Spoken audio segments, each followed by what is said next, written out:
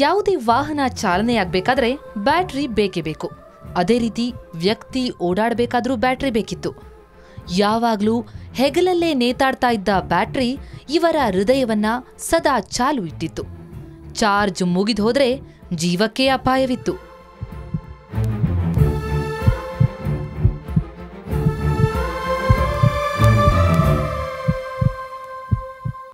ಐದು ವರ್ಷದಿಂದ ಇವರು 5-6 ಕೆಜಿ ತೂಕದ ಈ ಬ್ಯಾಟರಿಯನ್ನ ಹೊತ್ಕೊಂಡೇ ಓಡಾಡ್ತಿದ್ರು.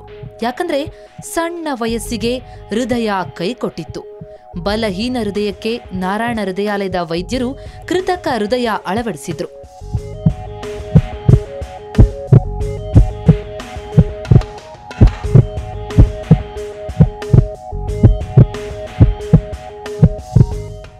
ಅಂದಹಾಗೆ ಇವರ ಹೆಸರು ಚನ್ನಬಸಪ್ಪ.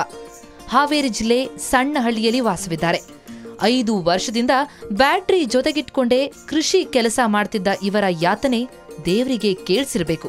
ಹೀಗಾಗಿನೇ ಆಶ್ಚರ್ಯ ಎನ್ನುವಂತೆ ಚನ್ನಬಸಪ್ಪರ ಬಲಹೀನ ಹೃದಯಕ್ಕೆ ಈಗ ಚೈತನ್ಯ ಬಂದಿದೆ.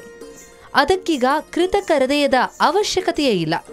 ಅದಕ್ಕಾಗಿಯೇ ನಾರಾಯಣ ಹೃದಯಾಲಯದ ವೈದ್ಯರು ಜಾಗ್ರತೆಯಿಂದ ಶಸ್ತ್ರಚಿಕಿತ್ಸೆ ನಡೆಸಿ ಕೃತಕ ಹೃದಯವನ್ನ ಯಶಸ್ವಿಯಾಗಿ ಹೊರತೆಗೆದಿದ್ದಾರೆ.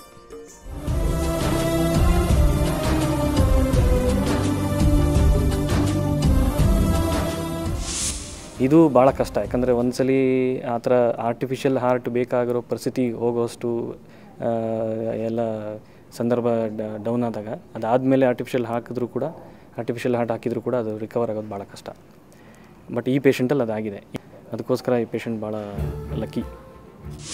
ಚನ್ನಬಸಪ್ಪರ ಎದೆಯಲ್ಲಿ 400 ಗ್ರಾಂ ತೂಕದ ಯಂತ್ರ ಅಳವಡಿಸಲಾಗಿತ್ತು. ಜೊತೆಗೆ 3-4 ಬ್ಯಾಟರಿಗಳಿರುವ ಬ್ಯಾಗ್ ಅನ್ನ ಹೆಗಲಲ್ಲಿ ನೇತಾಡ್ಕೊಂಡು ಓಡಾಡ್ತಿದ್ದ ಚನ್ನಬಸಪ್ಪಗೆ ಈಗ ರಿಲೀಫ್ ಸಿಕ್ಕಿದೆ.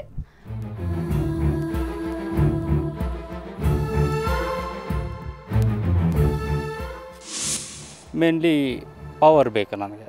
ಎಲ್ಲೇ ಹೋದರೂ ಕರೆಂಟ್ ಬೇಕಾಗುತ್ತೆ. ಬಟ್ ವಿಲೇಜಲ್ಲಿ ಕರೆಂಟ್ ಪ್ರಾಬ್ಲಮ್ ಭಾಳ ಕಡಿಮೆ ಇರೋದ್ರಿಂದ ಅವರೊಂದು ಜನ್ರೇಟರ್ ಕೂಡ ಕೊಟ್ಟಿದ್ರು ನನಗೆ ಪವರ್ ಸಲುವಾಗಿ. ಅದೇನು ಯೂಸ್ ಆಗಿಲ್ಲ. ಇದ್ದದ್ರಲ್ಲೇ ಮೇಂಟೈನ್ ಮಾಡ್ತಿದ್ದೆ. ಅಷ್ಟು ಸಾಕಾಗಿತ್ತು. ಇವಾಗಂತೂ ಕಂಫರ್ಟಬಲ್ ಆಗಿದೆ. ಈ ರೀತಿ ಕೃತಕ ಹೃದಯ ಜೋಡಿಸಿದ ನಂತರ ನೈಜ ಸ್ಥಿತಿಗೆ ಮರಳಿರೋದು ದೇಶದಲ್ಲಿ ಇದೇ ಮೊದಲ ಪ್ರಕರಣ. ಅಲ್ಲದೆ ಜೋಡಿಸಿದ್ದ ಕೃತಕ ಹೃದಯ ತೆಗೆಯುವಾಗ ಜೀವಕ್ಕೆ ಅಪಾಯವಿರುತ್ತೆ. ಆದರೆ ಇದನ್ನ ಸವಾಲಾಗಿ ಸ್ವೀಕರಿಸಿದ ನಾರಾಯಣ ಹೃದಯಾಲಯದ ವೈದ್ಯರು ಯಶಸ್ವಿ ಶಸ್ತ್ರಚಿಕಿತ್ಸೆ ನಡೆಸಿದ್ದಾರೆ.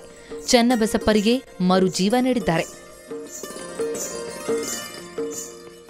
ಬೆಂಗಳೂರಿನಿಂದ ಕ್ಯಾಮರಾಮನ್ ಶಿವಕುಮಾರ್ ಜೊತೆ ರಜನಿ ಎಂಜಿ, ಸುವರ್ಣ ನ್ಯೂಸ್.